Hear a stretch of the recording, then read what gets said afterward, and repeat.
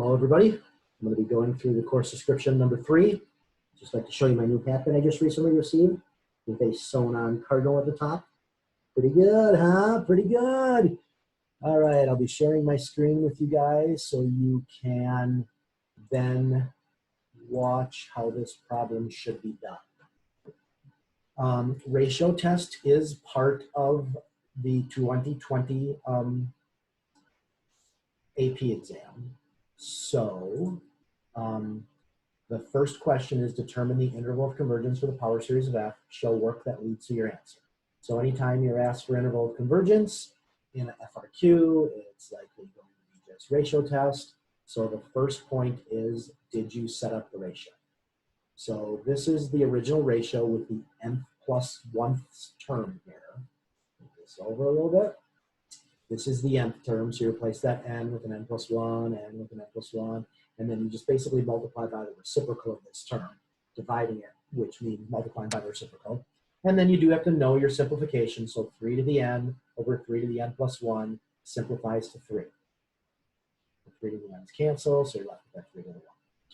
X minus 1 to the n plus 1, actually x minus 2 to the n plus 1, divided by x minus 2 to the n. Once again, the n's cancel, so you got that x plus x minus 2. And then here's your n plus 1, and here's your n plus 1 plus 1, which is n plus 2.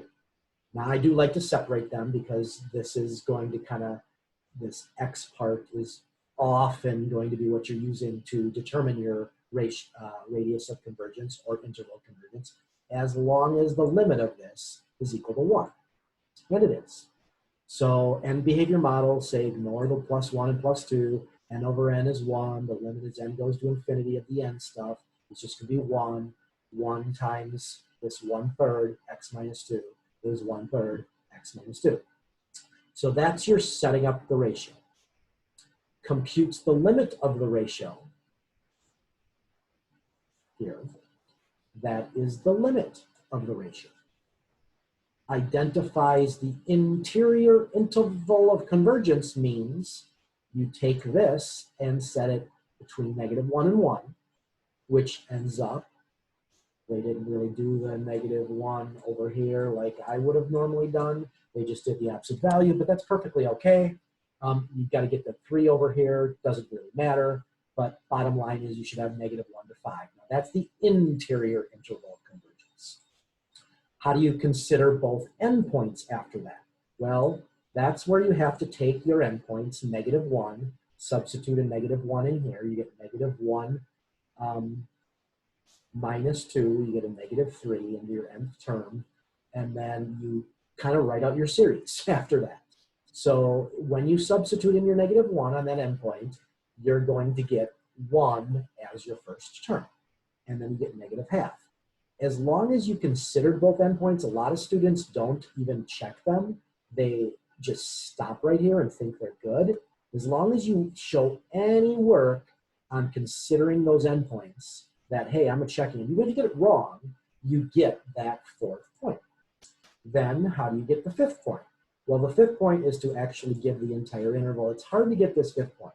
So number 1, this series here is an alternating series. It's not only any alternating series, it's the alternating harmonic series. So the alternating harmonic series,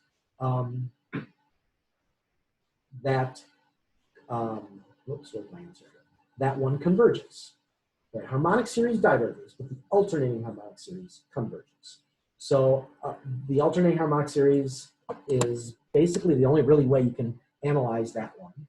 And then when you substitute in 5 into this beginning equation here, 5 minus 2 is 3, the 3's cancel, and then you kind of simplify it out, you actually get the harmonic series. Now, if you didn't do harmonic and you said this is a P series with P being equal to 1, that does diverge, so you need to have like harmonic converge, alternating harmonic converge, harmonic diverge, or P series diverge, and then you actually have to have your full answer with the equal to over here and the not equal to on the 5. Those are your 5 points for part A. Part B, find the value of f prime of 2. Well, if you wrote out your long Taylor series, this right here is the second derivative's term.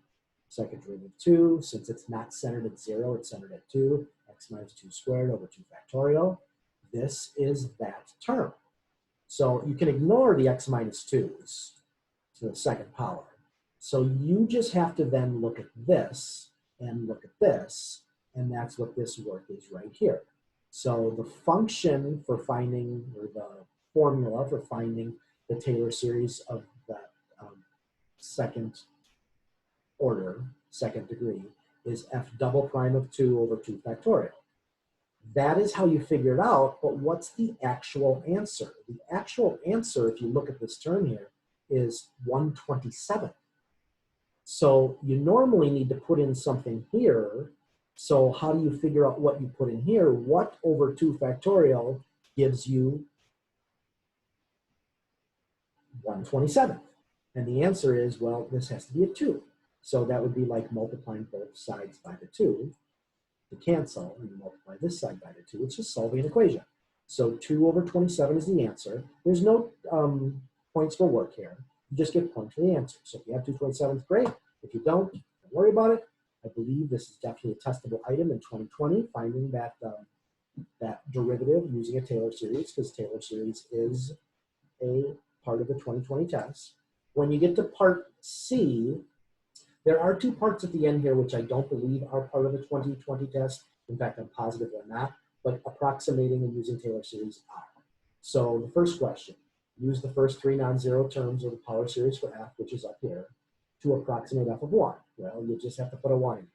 So the green point here, you could leave it at this top number. If you don't want to simplify, you could simplify a little bit. You could go all the way to 47/54 if you want to.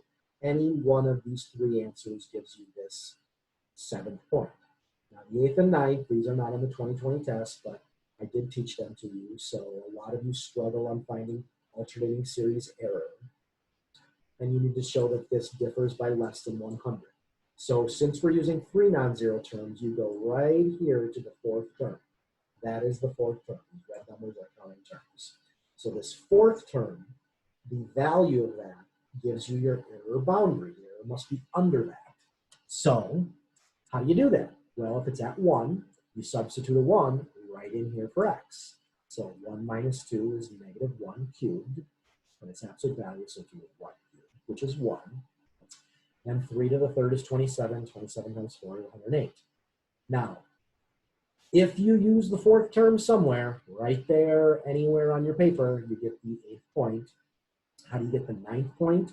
You then have to show that this is under 1/100th, so you have to write a final inequality. If you do that, you're doing fine. So that is all. That is how you do all 9 points for this problem right here. Thanks for coming. Have a good day.